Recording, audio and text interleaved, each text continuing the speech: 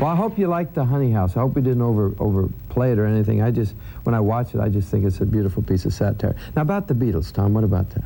Well, the Beatles, Hey Jude and Revolution were on the original Comedy Hour, which we said Apple wouldn't allow the original piece to be shown again. But the reason, I guess, they chose that because they were presenting these songs for the first time, and the United States is a big market, and they wanted it on a show that was on the cutting edge and had a big, seemed to be their type of people to play it for, to launch it.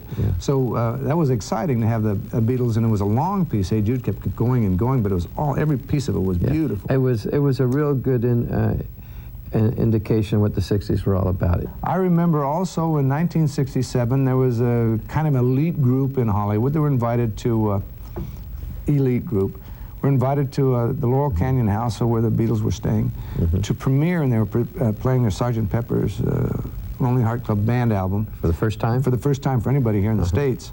And it was pretty exciting. Also, I was with Harry Nilsson. Oh, another side story with Harry Nilsson and John Lennon.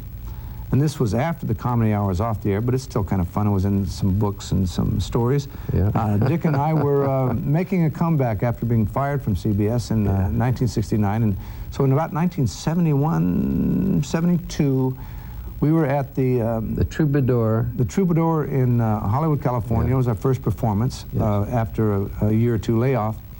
And John Lennon and Harry Nilsson came to see the show. And just prior to that, about a month prior, I was out at the Cellar Door, a place in Georgetown, doing a single, working up some material.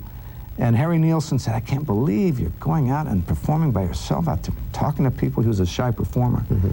And I get there to the Cellar Door, and a lady says, there's a guy named Harry Nilsson, says he's Harry Nilsson, who's here to see the show. And I said, I just left him in LA, he couldn't be here. I called him back, and he was in Georgetown. He followed me out there, was up in the audience, and I was bombing. I mean, I did a 45-minute show in 20 minutes, and I was done. I mean, everything was done. I couldn't believe it. And so Harry was up in the balcony, he started heckling. He was pretty sauced at the time, and he started heckling, and pretty soon I was heckling back, and he saved your ass. So he believed deep in his heart, when we worked about 2 months later that he told Lennon, he says, Tommy loves to be heckled. He just loves it. So they came. No, but this was also in the middle of Lennon's non-productive little period in L.A. He was between things. Between things, and Harry Nilsson was always between things. So the two of them came with a lot of brandy and other things in them, and they were altered.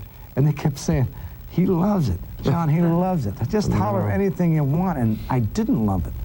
And it became a cause celeb. John Lennon got a little out of hand, kind of, I think he punched out the parking attendant. That was after he lost his glasses. Our fans threw him out. John Lennon got thrown out of the Troubadour. His glasses were lost, and he thought the parking lot attendant was being a little aggressive. It was a female at the time. He couldn't tell. It doesn't matter. It doesn't matter. But the point was, it was an exciting memory for us to be heckled by two such noteworthy and very talented performers. Harry Nilsson's still one of my great Does he remember that? Does he remember it? Oh, Harry was just... Does he remember it today? No. No. There's no memory of it, but I have a memory of it. Okay, in Toronto, John Lennon and Yoko Ono were doing a thing called a Bet-In for Peace. The war was going on. They were very strongly against it, as a lot of young people were, and a lot of older people. But I was invited up there along with Timothy Leary and a bunch of, the guy who wrote Little Abner. Al Capp. Al Capp. There was a real cross-section of people.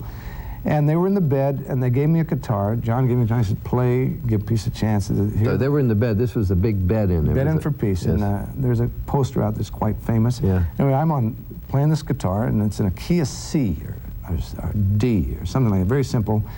And the two mics are hanging down, and everybody's around singing this song in the bed, and I'm playing the guitar, and John's playing the guitar. And I said, this simple chords, so I'm making chord inversions. In the chord inversion, I'm adding showing my musical skills. And about the second take on it, he says, hey, Tom. I'm sounding like the other Beatle, but I say, Tom, don't play that. Play exactly the way I'm playing it. If I wanted it played with those other chords, I've written the other chords, so play exactly. I said, well, it's the same thing. He says, it sounds good, two things, the same thing, it doubles it up. I was a little hurt. I was hearing all my diminished and augmented chords passing through this thing. So I played it exactly the way he wanted it written in it. It was great. Yeah, it was good. It was great. We hope this comedy hour brought back some pleasant memories for some, and if you weren't around back then, maybe you learned a little bit about what the world and TV were like in 1968.